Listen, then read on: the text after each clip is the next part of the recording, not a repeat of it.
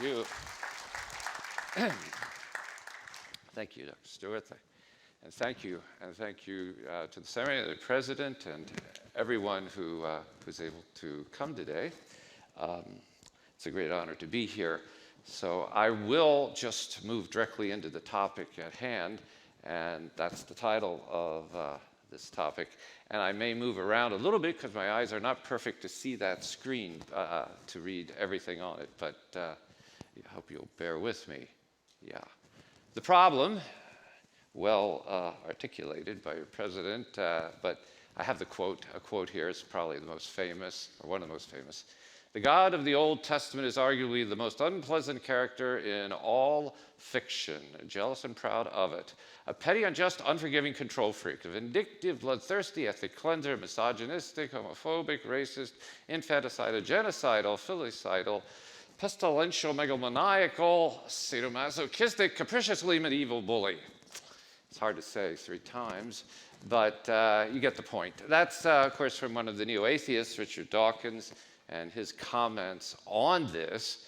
And so what I want to do today is to approach this particularly with reference to Joshua, but also beginning by looking a little bit of the background in some of the Pentateuch, in some of the earlier books and material there. And then I want to look at a sort of closer reading of Joshua in light of the textual and archaeological evidence, and take it from that angle. So you'll see there's a little bit of a different angle than sometimes these questions are approached, but it works for me as I try to understand it. I'll explain as it goes on, but you can see the outline there. One of the things I will argue is that Jericho was not really just a big city or something like that. In fact, it wasn't that big at all, but it was more of a fort, if you want to call it that, as is true of Ai. I'll also look at Joshua 10 and 11, and then come to some conclusion, God willing. So going back to the very sort of beginning in Genesis, you have, of course, another question of a malevolent God or belief in this that you have in Genesis 6 with the flood. And I want to start with that because it kind of sets the context for God and idea of punishment and judgment. But what is going on here? And let me present you my understanding of it. Genesis 6, we read, the Lord saw how great the wickedness of the human race had become on the earth, and that every inclination of the thoughts of the human heart was only evil all the time. And then in verse 11, the earth was corrupt in God's sight, and full of violence. God saw how corrupt the earth had become, for all the people on earth had corrupted their ways. So God said to Noah, I am going to put an end to all people, for the earth is filled with violence because of them. I am surely going to destroy both them and the earth. Now, this judgment comes in the context of what we would call violence. I mean, this is the picture. This is what the text is describing. It's describing a violent world in which, well, as I see it, every thought was violent, with murder and destruction. That is what seems to be is being said there. Humanity was bent on destroying itself and all life. And had there been no intervention, there would have been no human life left. Sending the flood, therefore, enabled God to preserve one nonviolent family, and the righteous family, as it were, particularly Noah, and his wife and sons and their wives, and to preserve the human race and the animals of the earth. In this sense, it's a kind of mercy in order to preserve someone, some family, and not see the destruction of everything, including the human race kind of self-destroying itself. It is and there is here a rejection of violence from the beginning.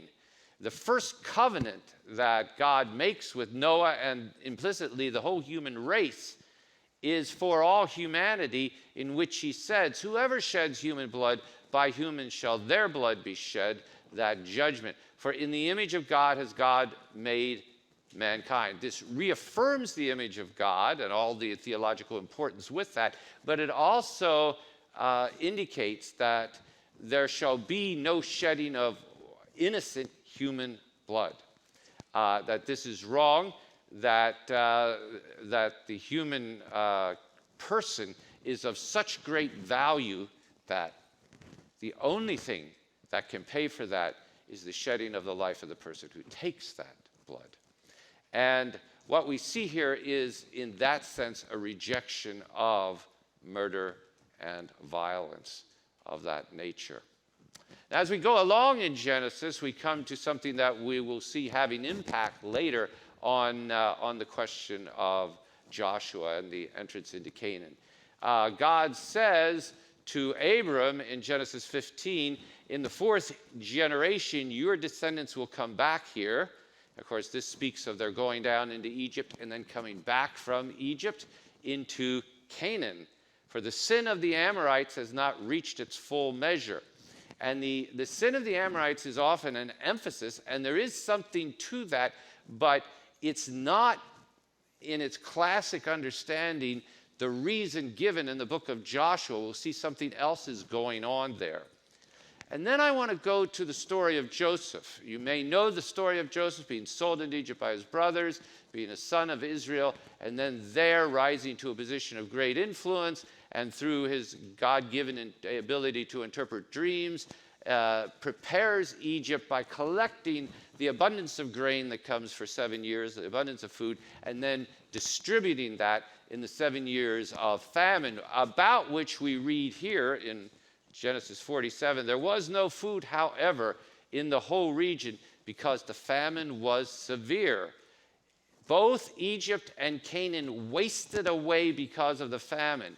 Joseph collected all the money that was to be found in Egypt and Canaan in payment for the grain they were buying, and he brought it to Pharaoh's palace. But the point that I want to emphasize here is that Egypt and Canaan, bigger map there, but you get the idea. Egypt and Canaan were both subject to, again, self-destruction, not through violence, but through starvation. And the people in these two lands would, in fact, have perished, or they would have, maybe in many cases, moved out and left. There would have been no Egyptians, there would have been no Canaanites, according to the biblical text, without this provision that God worked through Joseph to bring about.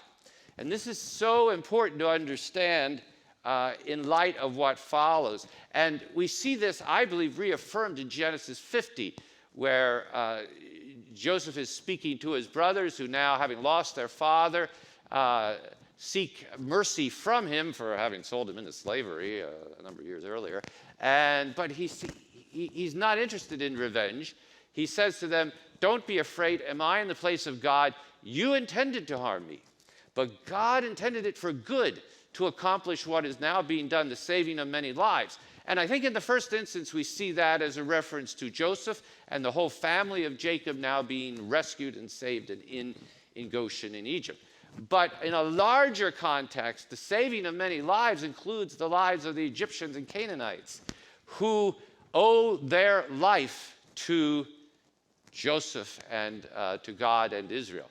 And that then becomes the background, and you can understand how incredibly ironic it is that a chapter later in Exodus 1, the Pharaoh is out to destroy the Israelites, or at least to radically reduce their population by destroying all the newborn males. And that picture is part of, I think, a scene which also then sets the background for what happens in Canaan.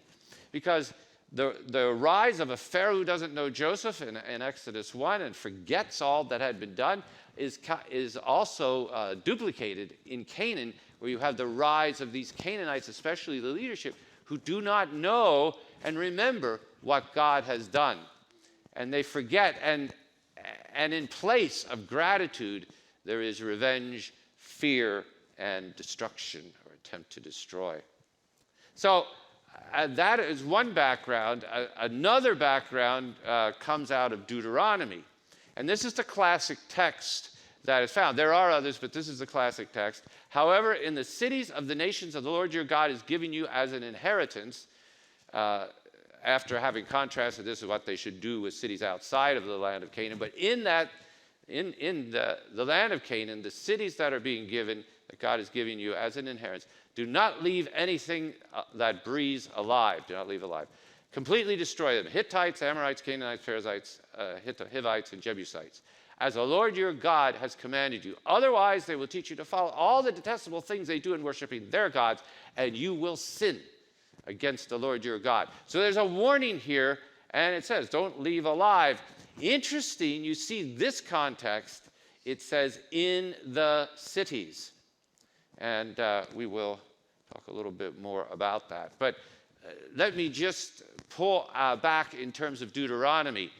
Deuteronomy emphasizes the love and holiness of God in the revelation of God's will for the people as they now go into the promised land. God creates humanity out of love. The sinfulness of humanity, in one sense, our sins right up to, is taking what God has created and using it for our own purposes. It's that kind of theft or stealing from God, if you want to look at it that way. I mean, God has created us, and in a sense, he's the owner. He's the one in charge. Now, we can either recognize that and serve him, or we can do what we want with our lives. And when we do that, then we have sinned and use it for our own purpose. And in a sense, there's no payment back for that. There's no payment that we can give, because it's our life that we have stolen that life from God. And so in a real sense, all deserve death. There are, I know, other theological directions you can go with this, but just briefly to cover that here. And this is the point of the text. This is part of the legal text that reflects the idealized structure of how the people of God should live. Deuteronomy emphasizes God's holiness and the need for complete separation from compromise. And I think this is very important, because Deuteronomy has, in this and other areas, is a categorical way. A number of the legal collections, like the Ancient Near Eastern collection, the laws of Hammurabi, and so forth, you never see specific reference to them in the ancient Near East. And all the thousands of contracts we have, nobody ever talks about, the law of Hammurabi, number 186 says this. But the point is, it's designed as an idealized presentation. There it's designed to present what a good guy Hammurabi is and how we should all follow him and not rebel. Here, it's designed to present who God is, and in a sense, what a good guy, what loving he is, and how this is the way to serve and respond to him. Now, but is this actually what happened? What actually happened on the ground? Most people do not object to God's love and goodness because of a law. They object because they perceive the Bible to describe actual destruction of innocence mandated by a cruel God. And that's where I'm going to go with the rest of this conversation. And there are other texts. We can talk about them maybe at lunchtime or something else if you want.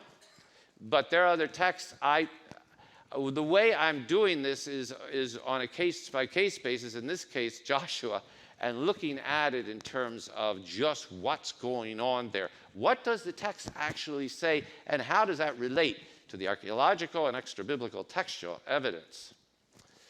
Ideal teaches about God's holiness. It's true of much of it. I already said that. It's not a description of what actually occurred. For Israel's understanding of what actually occurred, we look at the first part of Joshua, beginning with the story of Jericho. So, here we come, standing on the mound of Jericho some decades ago now. And you can see just how it's been dug and dug and dug. I'll talk about that in a minute. And looking eastward towards what is today Jordan and what was then Moab. The cities are what is described. I mentioned that in Deuteronomy 20, looking at that. The cities represent the military and the leadership. They symbolize oppression over other people like the Canaanites and rulership. Deuteronomy 20 commands destruction of armies and their forts, those cities. They represent an oppressive religion, and it's a separate religion from what Joshua believes and worships in Israel, and an ideology opposing Israel as a people and their God. So in a sense, Joshua is commanded, following what God has said, to destroy this ideology of force and oppression. Deuteronomy 20, Jericho, Ai, and others are called implicitly cities. But what is a city? The word in Hebrew is ear, like the thing on the side of your head. But it's the Hebrew for this word that's often translated, and here in many translations, city. But it's really more of a population center. Joshua 6, Jericho is called a city, an ear, 13 times. But so is a small town in Adam in Joshua, a small town named Adam in Joshua 3, where the waters block up. God blocks up the waters so that the Israelites can cross the Jordan on dry ground. The village of Bethlehem in 1 Samuel is called an ear, a city, but it's made up of perhaps a few dozen families. The tent encampments in Judges 10, a temporary settlement, is called an ear, a city. The citadel within the city of the capital of the Ammonites at Rabbah is called an ear, a city. And so is the fort of Zion, which may be a fort within Jerusalem in 2 Samuel, called an ear. So there are many uses of this which more generally refer to a population center, not necessarily what we think of as cities, not Los Angeles or wherever you might be. It commands complete destruction. In this, it uses the Hebrew term cherem, which suggests giving back to God that which belongs to him, and if necessary, through destruction.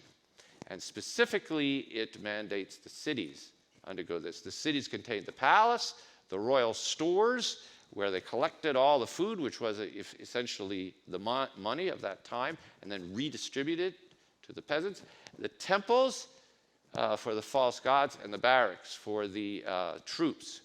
The masses, your general people, lived outside the cities in hamlets and wherever they might be. They would come into it, maybe to conduct business, but also if there was an attack from outside by an enemy, the city was a fortified center where they could fight. This is Shechem, and this is the under wall, as it were, that has been excavated in the sort of the middle of the hill country. The Palestinian city of Nablus is behind us there, the town.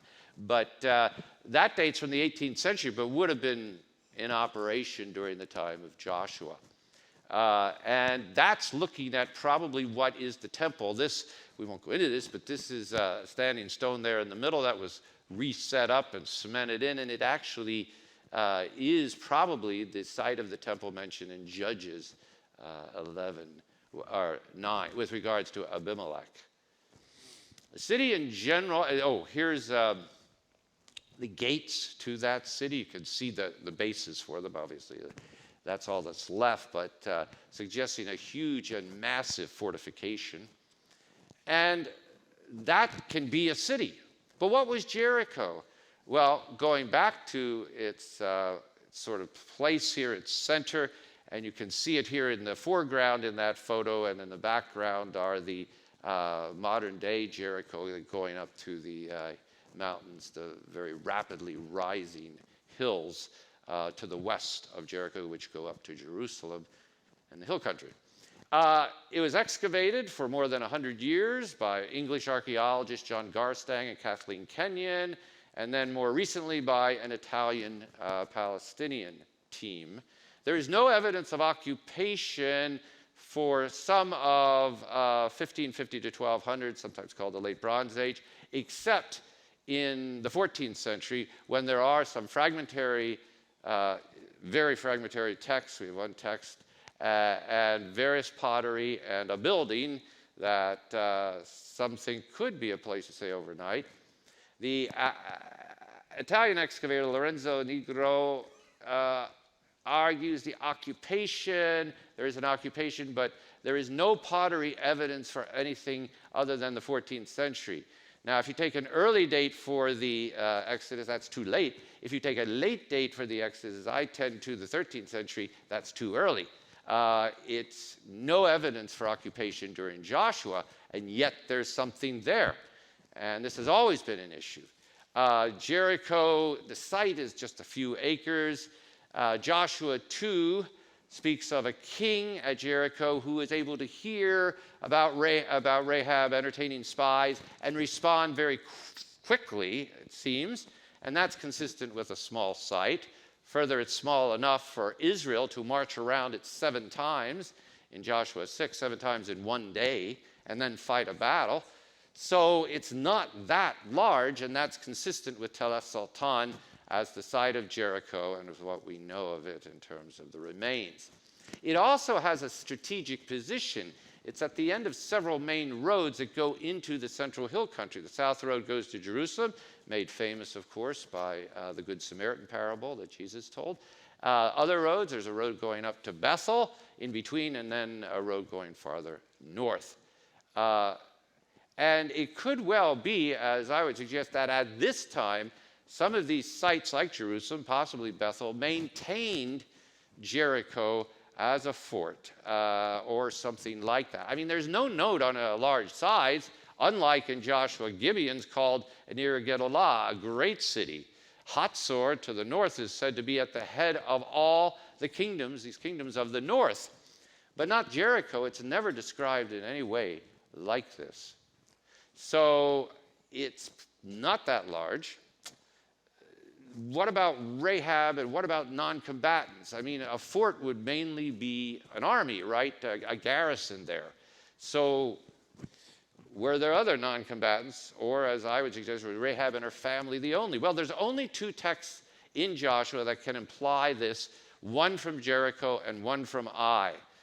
Joshua 6:21 says, "They devoted the city to the Lord and destroyed with the sword every living thing in it, men and women, young and old, cattle, sheep, and donkeys." And then regarding Ai, something similar, 12,000 men and women fell that day, all the people of Ai. Okay. This is the New International Version, and most translations of the Bible that will take this, translate it this way. The Hebrew phrase, however, for men and women, and for young and old, is not men and women. It's from man to woman, me'ish va'ad isha. This phrase occurs only 7 times in the Bible. It occurs once with regard to Jericho, once with regard to Ai, once with regard to Amalek in 1 Samuel 15, once with regards to the priests and people at Nob, whom Saul destroys for helping David in 1 Samuel 22, once with regards to Jerusalem, when David dances before the Lord as they come up and then gives food from man to woman. And in Nehemiah 8:2, where they gather all Israel from man to woman. And in 2 Chronicles 15, where it talks about Israel in general. This is a way of saying everyone. All occurrences except Nob, where children are specifically mentioned, but all other occurrences precede or follow the statement with the word for all or everyone, kol. The phrase is stereotypical for everyone in a town or region without assuming anything more about gender or age. So all can mean, yes, men and women, but it could also mean just warriors. And you would, and that would be a way of describing it and fulfilling the requirement.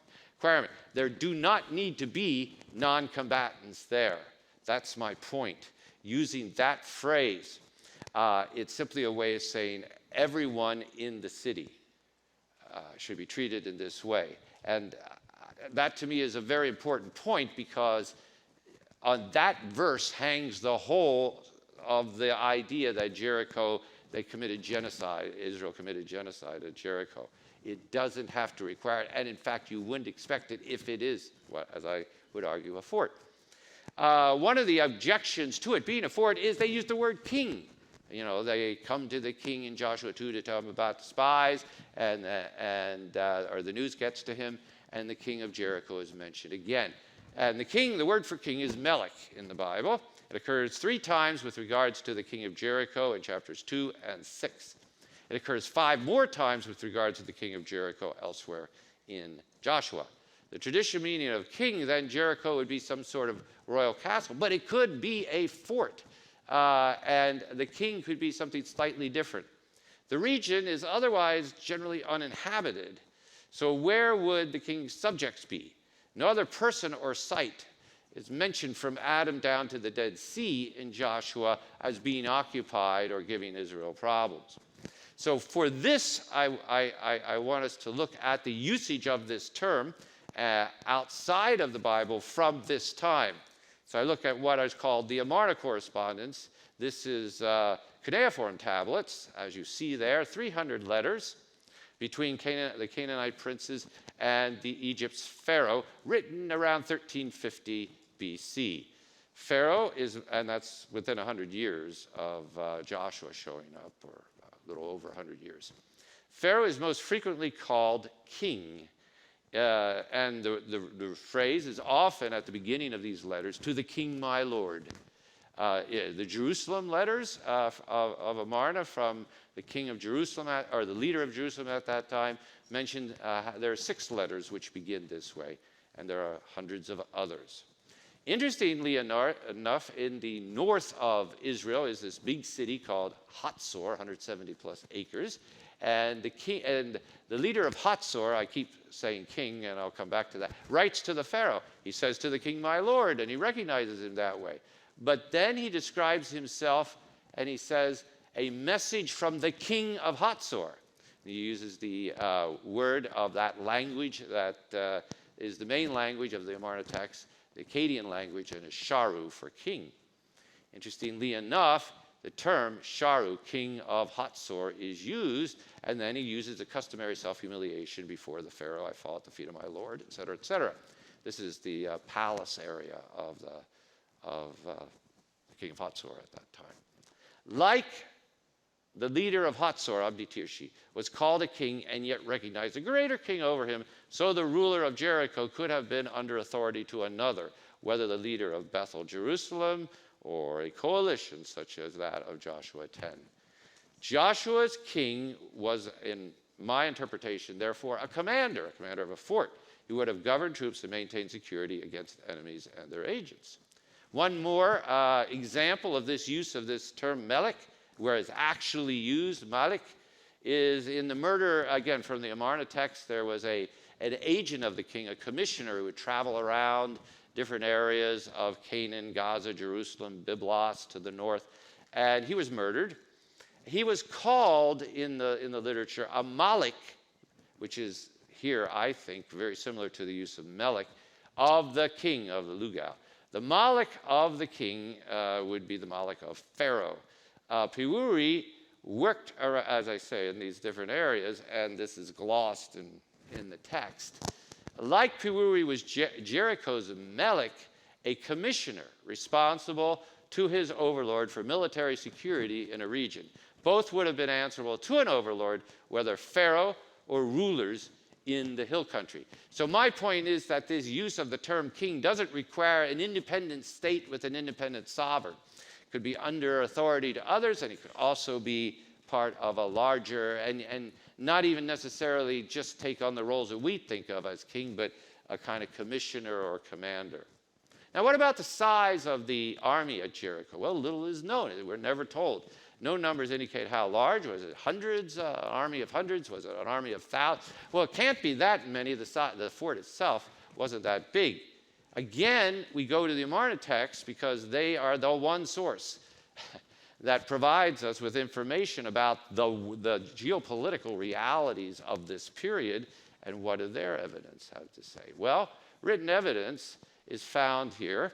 City leaders request reinforcements. They don't tell us how many troops they had in their cities, but they do request reinforcements from the Pharaoh. The leader of Jerusalem, Abdikepa, seeks 50 troops to defend the city of Jerusalem in 1350 BC or thereabouts. The leader of Byblos, Ribadi, has asked for 50. Abi-Milki, the leader of Tyre, asked for only 20 troops. Now, granted, these are probably pretty elite troops, archers and others, but it's a significantly small number. Jerusalem is closest to Jericho in terms of being near. If these are reinforcements, then what was the original? Well, a 5 or 10%, if you have thousands of troops, 5 or 10% increase would be insignificant. So if you're asking for 50 additional troops for Jerusalem, that means in my reading, a garrison maybe 3 or 4 times the requested 50. That would make a significant increase, maybe less, in terms of the original. But we're talking about here a few hundred troops at the most, and possibly a smaller number in Jerusalem. Jericho is smaller. It would have fewer in number, given its size. There may have been 100 troops or fewer at Jericho. And that's a reality, I think. We could talk about numbers at lunch, but I think there's some important elements here. Now, I don't know which this is, the 4th or 5th point. There are more words on Jericho than any other city. I mean, why is it that the text devotes so much time to Jericho? More words than Hatzor. Jericho was the first battle Joshua led. In Joshua 1, God makes clear that Joshua was a leader and successor to Moses. You already get that before in Deuteronomy, but there it's clear too. And then in 3, God says to Joshua, "Today I will begin to exalt you in the eyes of all Israel, so that they may know that I am with you, as I was with Moses, as they crossed the Jordan River." It's clear, I think, that Jericho is important because it's the first battle. And at this point, Israel may not all be together behind Joshua, though I think in many cases they are. But it's very important that Joshua, by faith, win this battle. And God's miracle that he does for Joshua shows beyond all doubt that God is with Joshua and that he will fulfill his promises. It's interesting here, and I pass this, I don't want to pass this by because it's an important note. If you actually look at Joshua 6, not the point where they're marching around the walls, but where the description of the battle, the walls fall and they go in and they take the city. And you, as I have done, you count the words, the Hebrew words for that, and you will know if you read that how it's interwoven with the salvation of Rahab and her family, which is also spent, and you count the words of that. What you find is 102 words are devoted to the destruction of Jerusalem. 86 words are devoted to the salvation of Rahab. I don't think the author necessarily sat down and counted the words, but it's roughly the same, is my point. It is so close that what you get from that, purely on the basis of word count, is that there is as much interest in the salvation of Rahab as there is in the judgment and destruction of Jericho, in terms of the emphasis here. And I think that's part of a greater picture of the value God places upon those who repent, and especially here on Rahab. While many who criticize the God of Joshua as genocidal ignore any careful study of the historical, archaeological, grammatical, linguistic, comparative evidence, and so never bother to address this analysis, is sort of the "we all know the Bible says this" school of thought. Some do, and that's where I want to go now, because I do believe Jericho was a fort, and I do believe that its destruction was not a genocidal attack on non-combatants, but was in fact a response to what was a physical, human-made barrier to God's onward movement into the promised land with his people, just as the Jordan River was a natural barrier. And God moving and causing the Jordan River to separate and to be blocked up was his way of saying no natural barrier will keep the presence of God is represented by the Ark of the Covenant and his people from coming into the land.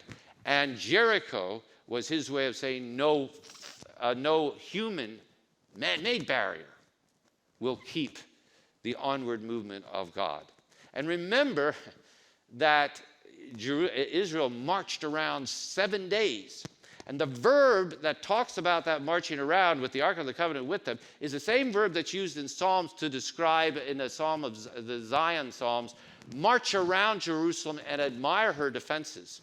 The point of what they were doing here was they were giving 7 days of opportunity for Jericho to respond. and to open up. And there was no opening. In fact, that's how chapter 6 begins. It was tightly shut up. Only Rahab's window was open. Okay, so in 2022, Charlie Trim wrote his Destruction of the Canaanites. I like the book in general. I blurbed it in the back, but he writes concerning me, and so this is a good way for me to respond to this and to kind of review some of what I'm trying to say. One way forward is provided by Richard Hess, who argues that the killing in the book of Joshua was restricted to military battles apart from civilians. While the accounts of the conquest of Jericho and Ai appear to involve the defeat of a settled city full of civilians, Hess shows how each part of this description could be interpreted in other ways. For example, the word city can refer to a fort, while the walls might have been the exterior walls of a circle of houses around the city.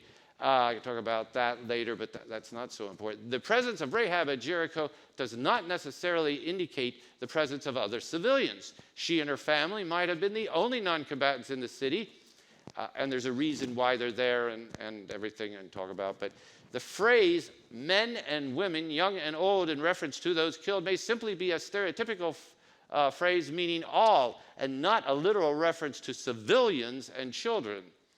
It says in that summary, every donkey. Doesn't mean if there wasn't a donkey in Jericho, you had to find one and go and bring it in and kill it. It just means that anything in there that was a donkey. The king could refer to a military leader or commissioner. Okay, so up to this point, I agree. The summary is good. The main problem with Hess's argument is that each part of his vision of the conquest is certainly possible. Still agree. But his argument requires a large number of merely possible interpretations to come together and make it work. Here I begin to part ways. In addition, seeing Jericho as a military base would imply a stronger centralized government that had the power and wealth to support it. However, such powerful government was not known to be present in the hill country during this time period. The Amarna letters portray many small city-states there, not the kind of government that could afford to create and maintain a military outpost at the eastern foot of the highlands. Finally, most military camps throughout history have included civilians and families. Only the most temporary bases, like those directly in the front lines, would have excluded civilians. If Jericho were a military base, it seems likely that it would be a more permanent kind of encampment in which at least some civilians would have lived. Indeed, in a siege situation, the civilians often fled to a fortified area for defense. Hess's argument would work better if the Israelites were fighting an army in the field rather than in a fortified city. Okay, so this gives me a chance to answer this points here. Number one, if Jericho was not a fort, what was it? It certainly was not a city of various classes of people. Such a phenomenon would have left diagnostic pottery, which would attest to occupation at this period, the 13th century. However, no such pottery has been found at Jericho. Either it was uninhabited or it was like a fort, occupied mainly by soldiers who would not leave any such fancy. Pottery is by the upper classes, or people would reserve, like China today, or just generally styles. They change over time, and this is true of pottery at this time. We don't have pottery from the period of Jericho as a destruction by Joshua and God. So any pottery, soldiers would not leave such pottery other than the most common that did not change from generation to generation as the more elite styles did. Secondly, if there were other civilians in Rahab's family, why are they not mentioned? Why does the text, which goes into more detail about Jericho than any other city in Canaan in the book of Joshua, why does the text never mention any other civilians, but does identify the king, agents of the king, and soldiers of the army? Go through the battles in Judges, Samuel, and Kings. The destructions are replete with non-military figures involved in all manner of intrigue, wherever a population center is concerned. Again, where is the archaeological evidence for a city at Tel Es Sultan, at Jericho, populated with civilians? This key presence of diagnostic pottery isn't there. See. The phrase from man, I promise not to get any smaller with the time, but the phrase from man to woman is a unique phrase that appears only 7 times in the Bible, always synonymous to everyone and never concerned to identify whether that everyone included combatants or non-combatants. There are many examples of other terms to describe the entire population and then going on to specify who that included. In every case, from man to woman is stereotypical and identifies everyone without regard to the presence of both genders or the combatant nature of those involved. This is important because on this phrase rests the entire argument for the biblically explicit presence of non-combatants other than Rahab's families in the cities of Joshua and Ai. Okay, I think we'll finish here in time. Well, I have till, well, anyway, I have lots of time. It is indefensible to call the above 3 points possible. I get a little rhetorical here. Interpretations. Such a weak argument ignores the archaeological reality of Tel es Sultan and the unique Hebrew linguistic feature of this phrase I've just discussed.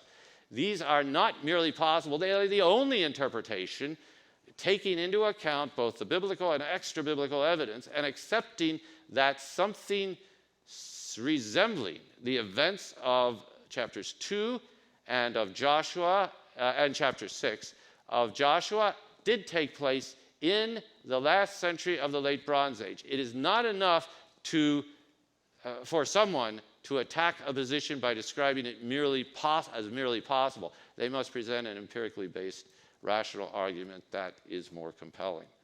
And I don't think Trim does. Actually, the Amarna texts do provide a geopolitical reality of southern Canaan that fits this interpretation, as has long been noted by Amarna scholars.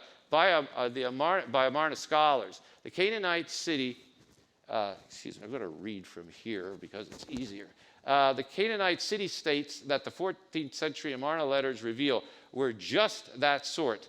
Nadav Naaman, decades ago, wrote his doctoral thesis on the alliance and enemies that the city-states formed and warred against. This is the picture of the southern coalition led by Joshua's leader in Joshua 10. The presence of a fort in the Jordan Valley at the ancient site of Jericho is exactly what one would expect. Someone would control this region politically and militarily and gain profit from the tariffs charged merchants and other traders traveling and travelers traveling through the area. As David Dorsey points out, in the Iron Age, presumably building upon Bronze Age roads, the site of Jericho lay at the confluence of 3 roads. I've already mentioned this, the 3 roads going into the hill country. It would be expected that sites such as Jerusalem, see the Amarna letters for this discussion, would have an interest in maintaining garrisons and political control at such a key nearby area. That it could have further be garrisoned by nearby allies such as Bethel would also be reasonable. For example, Anson Rainey argues concerning this the same sorts of alliances that we have throughout Canaan. Thus, the ruler of Jerusalem complains that the alliances of Gezer, Gath, and Keilah have seized Beth Horon, a town of the land of Jerusalem. Jerusalem did have towns. Beth Horon is a comparable distance. It's 12 to 14 miles to Beth Horon, northwest of Jerusalem, as Jericho is 18 miles east of Jerusalem. Thus, there is no basis for stating that Jerusalem could not maintain a military outpost as far away as Jericho. It was within that same purview. I don't know whether most military bases throughout history have included families. I look forward to Trim's evidence for this. What I do know is there is evidence of absence for such a phenomenon at Jericho. Okay, I'm tempted to say ditto, is my same argument for Ai. What you're seeing there are walls from the early Bronze Age, late 3rd millennium BC, and they could have been reused. In fact, the word Ai means ruin. It's always used as the Ai, which is the ruin. And it's exactly what you would expect for a makeshift fort that would have been used there to guard the pass up to Bethel. And that, I think, is what it was. It was not a place with lots of villagers and men, women, and children, but a place of an army, a garrison. Yeah. So, and similar terms and usages there which I will skip through. I do want to spend a minute or two on Joshua 10 and 11. If we read this, what we find out is the battles of the Southern Coalition in chapter 10 and the battles of the Northern Coalition in chapter 11 are both defensive battles for Israel. You can read through this. I'm not going to take the time here, but basically the kings of Jerusalem and the other cities gather together to fight because Gibeon has joined with Israel. And they're going to fight Gibeon, and if they destroy Gibeon, they're going to go after Israel. Israel has to fight in order to survive. It is a defensive battle, and that's what happens, and the Israelites come. Same way in chapter 11 with the Northern Coalition. Yavin, king of Hatzor, he sends word to all his buddies. They come out with all their troops and a large number of horses and chariots, a huge army, and they join forces in verse 5 together at the waters of Merom to fight against Israel. They were interested in committing genocide against Israel, not the reverse. So, Southern and Northern coalitions fought, and Israel had to fight defensive wars against them in chapters 10 and 11. Either Israel had to fight or it faced extinction. Non-combatants are not specifically mentioned anywhere. And if you go to verses 28 to 42 for the Southern Coalition, you get city after city destroyed. In each case, a fort for the king, the temple, and the army. Now, does that mean that the inhabitants of that area were destroyed as well? Well, just pretend for yourself that you were a non-combatant and your army had gone off to fight Joshua, and you hear that the army is destroyed. I mean, hailstones, long day, Joshua beats them all, and they're all destroyed. That means there's nobody to protect you. Are you going to go into this set of walls and hope that the Israelites don't come? You know they're coming. So what do? You do exactly what the Israelites did a few generations later in the book of Judges. You go into the hill country and hide out. You hide in the hills and nooks and crannies, not in the city. The cities were to be destroyed according to Deuteronomy 20. They had no warrant. Israel was never told it had to go through and pull every Canaanite out of every cave. If they had to do that, they would still be doing it because there are so many of those places to hide. Or you could also run away and go to another country, which is fine, allowing Israel to dispossess. Paul Copan also pretty much agrees with what I have to say. I'm going to just skip over that. You could read it yourself. So non-combatant innocents were not slaughtered. With the forts emptied and with Israelites on their way, you would either convert like Rahab did, but we're told only Rahab converted. You would emigrate or you would hide in the hills. The book of Judges, in the generation, there was plenty of Canaanites. There was no extermination. They were all over the place. So now my summary. Neither the biblical text of Joshua nor that of Judges supports any genocide. The attacks on Jericho and Ai were assaults on military targets. The major wars that Israel fought were defensive. Canaanites remained in all regions and intermarried with Israelites in the following generations. This is the narrative's understanding of these battles. And the archaeological and extra-biblical textual evidence do not contradict this. In fact, I think they support it.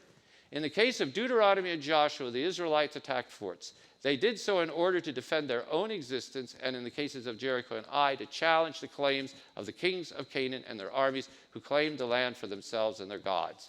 The Israelites fought and defeated the armies of Canaan and their leaders. They did not commit genocide. As the larger context demonstrates, Joseph, the son of Israel, rescued the Canaanites and the Egyptians and gave them life centuries before the Canaanites sought to destroy Israel. Far from genocide, the larger narrative forbade murder, and an Israelite delivered the earlier generation of Canaan from famine and death. The descendants of Canaan repaid those to whom they owed their lives by attempting to exterminate them. The end. There's bibliography there. Thank you.